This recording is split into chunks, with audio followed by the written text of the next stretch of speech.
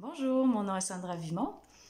Je reçois quand même des questions de temps en temps. J'aime bien rappeler aux gens que la meilleure plateforme pour me poser des questions sont mes formations et en particulier aussi mes vidéoconférences que je donne normalement de manière mensuelle, parfois via un intermédiaire. Donc, vous envoyez les questions à la personne qui me les pose par la suite et parfois via moi directement. Alors, la prochaine est en février 2021. Toutefois, il m'arrive de répondre à d'autres questions, soit que j'ai accumulées avec le temps, ou parfois il y en a une que je trouve qui résume bien plusieurs questions que je reçois dans différents cadres. Alors, c'est le cas ici. Alors, je vais vous lire ce que j'ai reçu. Là. Il y a comme 4 points.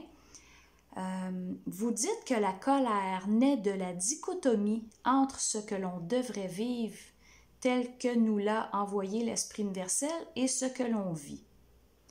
Ne recevant rien de l'Esprit universel, je ne vis pas de dichotomie et ne puis donc pas me mettre en situation d'opposition.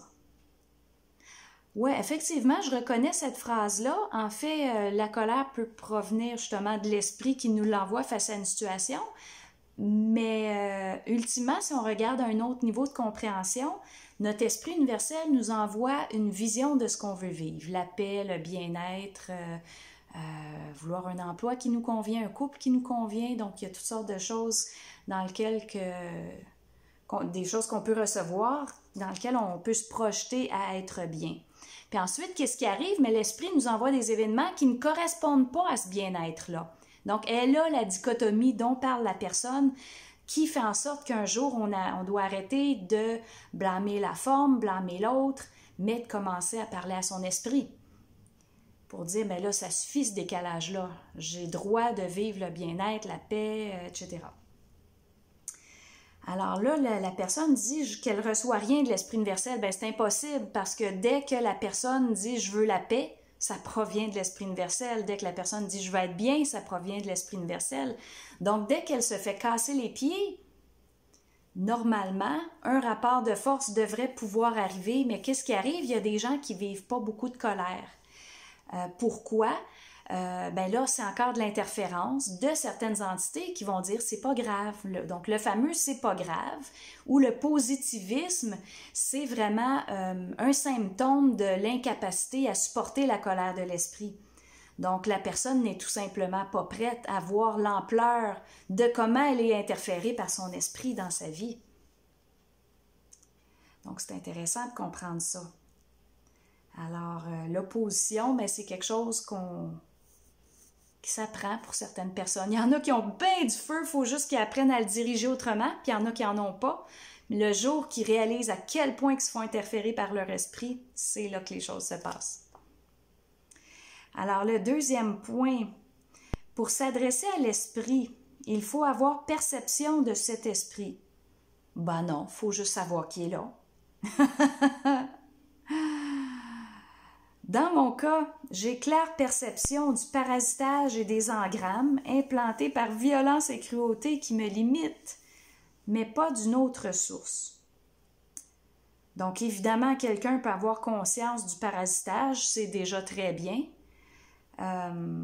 mais la perception de l'esprit, on n'a pas besoin de l'avoir pour lui parler. L'esprit nous entend tout le temps, qu'il vous réponde ou pas. S'il ne vous répond pas, c'est parce que vous ne pouvez pas encore contenir sa réponse vibratoirement. Donc, continuez les rapports de force, tout simplement. Ensuite, corollaire des premières, à chercher à créer son double. L'être ne génère-t-il pas en lui-même une interface sur laquelle des êtres du plan supramental, voire de certains plans du surmental, sachant exploiter les sentiments, peuvent s'accrocher? OK, donc ce que je comprends, c'est quelqu'un qui veut, qui a l'intention, qui a la visée de créer son double, mais se demande si ça ne crée pas une plateforme pour des interférences. Ben déjà, avoir la volonté de quelque chose, c'est parfait.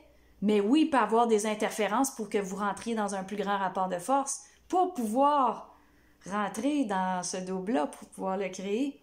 Donc, tout est correct. La suite, Bernard disait que tout le monde n'avait pas un double intelligent. Certains étaient vraiment crétins. Donc, quand on parle de double, oui, je peux pas dire le contraire. Quand on parle de double, qu'est-ce qu'on veut dire? C'est l'énergie de l'esprit qui fusionne avec l'ego, qui génère un nouveau corps subtil qu'on appelle le double ou le double éthérique. Il y en a qui l'appellent le double cosmique. Donc oui, c'est sûr, puis j'adore cette intervention-là parce que l'esprit n'est pas un être complet, c'est un être surmental. Donc, qu'est-ce qui arrive? Il peut être un vraiment crétin, oui, parce que les esprits n'ont pas intégré le principe de l'amour. Puis, si l'esprit a 5% d'amour, on parle d'un pervers narcissique, même s'il y a une fusion entre l'ego et l'esprit. Donc, pour qu'on soit pas dans, comme la personne dit, vraiment crétin, ben, il faut qu'il y ait une intégration de l'amour qui soit suffisante. Puis c'est pour ça que je parle souvent de l'équilibre entre l'intelligence et l'amour. Puis c'est là qu'on voit la qualité d'une personne. Parce que quelqu'un qui a un double crétin, mais vraiment, on en voit, puis ça n'a pas de bon sens. Regardez sur les forums de discussion, dès qu'il n'y a pas d'écoute, puis quelqu'un essaie d'imposer sa vérité, on est dans quelque chose un peu lié à ça. Donc les entités surmentales peuvent posséder un esprit. Donc, même que l'ego a fait sa fusion avec l'esprit, a son double, ben elle peut encore être victime d'entités surmentales. Donc, on parle, dans beaucoup de cas, on va utiliser le terme extraterrestre. Si vous ne l'aimez pas, utilisez-le pas. Mais on peut être dans des grands niveaux de possession, même avec un double. Ça, c'est certain, certain, certain. Puis on parle de niveaux de possession très grands, très subtils, très difficiles à s'extraire parfois. Alors, je suis très d'accord avec cette phrase-là que la personne dit que tout le monde n'a pas un double intelligent. Certains étaient vraiment crétins. Citation de Bernard de Montréal. Ben oui. Donc, devoir gérer un crétin supplémentaire en plus de mon propre débogage n'est pas une situation apparemment souhaitable. Je suis d'accord. Parce que quelqu'un qui a un double puis qui est interféré par des entités surmentales peut devenir très convaincant dans sa parole. Puis on en voit des gens dans le domaine supramental, mais c'est une grande erreur, il faudrait dire, dans le domaine surmental, parce que toute personne qui n'a pas intégré l'amour peut être interférée dans sa parole, d'où l'importance de ne pas croire qui que ce soit. Restez dans votre discernement, même si la personne se dit surmentale, c'est à vous de savoir si elle se dit supramentale, c'est à vous de savoir si elle est supramentale ou surmentale. Parce qu'il y a un gros problème dans la façon d'exprimer les choses. Tout le monde se dit supramental dès qu'ils ont un double. Grosse erreur. Donc, oui, devoir gérer un crétin supplémentaire, c'est une grande difficulté. Puis j'aime ça comme intervention parce que sur les hauts plans, il y a beaucoup de réunions, ils sont mal pris avec ces gens-là qui ont une énorme intelligence, qui ont une ruse, une manipulation, une perversion. Donc, je dirais quelqu'un qui n'a pas suffisamment d'amour, mais c'est encore pire quand il intègre son double, parce qu'il devient encore plus vicieux. Donc, je trouve que l'intervention de la personne est extrêmement intéressante, extrêmement pertinente. Et son dernier point, cette situation qui fait en sorte que l'être humain se voit fournir une possibilité d'interface pour l'immortalité de sa conscience, ne s'accompagne-t-elle pas d'une abdication supplémentaire de sa souveraineté qui, là aussi, fait partie des filtres de tamisage? Donc, ce que j'en comprends, la personne qui a son double, j'essaie de m'assurer que je comprends bien la question, la personne qui a son double, donc oui, peut être interférée comme elle l'était lorsqu'elle n'avait pas son double. Alors, je trouve que ça revient quand même à la question précédente. Donc, filtre de tamisage, l'important, comme je le dis souvent, c'est le fameux discernement. Donc, je me répète un peu, c'est le discernement face à ce qu'on voit, face à ce qu'on vit, face à l'information qui vient vers soi.